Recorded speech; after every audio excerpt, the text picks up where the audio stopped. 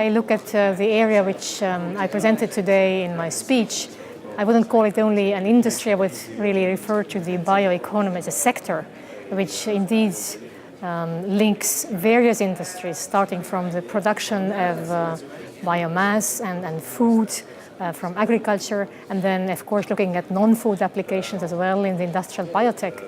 And if we look what has happened within the last years, I think one trend is very clear, that we understand now better the need to have a coherent view on these various parts of the bioeconomy. So we don't any longer look at just in kind of separation to the biofuels or food or bio-based materials, but we realize that these are really just different sides of the same puzzle, if you wish, and we cannot solve one without looking at the others.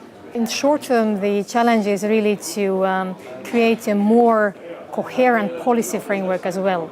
As I said, we have indeed already, I think, taken a good step forward, at least creating this understanding that issues would be looked at together. But now the next question is to have also policies which would be well integrated, to have funding schemes which would be integrated. And this is definitely one of the steps we see from European side that needs to be now put in place for bioeconomy. If we talk about bioeconomy, what we have in mind is an economy which has, as one component, a strong but sustainable and intensive agriculture, which can produce both the food we need as well as the input to bio-based industries. And secondly, we have in mind, of course, the processing sector itself, which should be low carbon, which should use the best biotechnologies we have at hand to reduce the environmental footprint.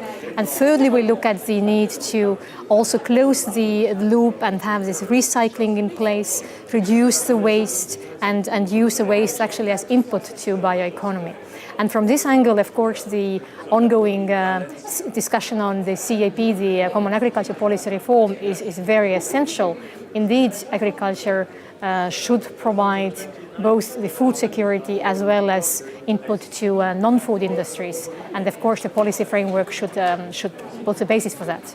Biotechnology is one of the enabling technologies, but it needs to be applied on something. So now when we look at the applications, we are, I think, realizing more and more the great potential of biotechnology in delivering on some of these challenges we have. We look at the oceans, for example. We know how much of the resources of the oceans is still unexplored. We don't even know what we could get out of these resources, all the microorganisms, for example. We look at, again, the tremendous amounts of waste we generate, which could be recycled, which could be reused as input. And again, biotechnologies could be of great importance. Or we look at some of the environmental questions, again, where biotechnology could bring some solutions and help with, for example, spillage of oil or cleaning up some soils.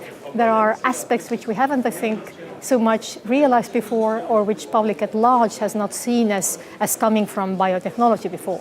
As to the European level itself, clearly there is ambition now, and you have seen the Commission already putting forward the new flagship on Innovation Union. You have seen the strategy for Europe 2020 recently adopted, which among other things also calls for creating European bioeconomy. And we are indeed working on that so that by next year there will be a new policy framework in place.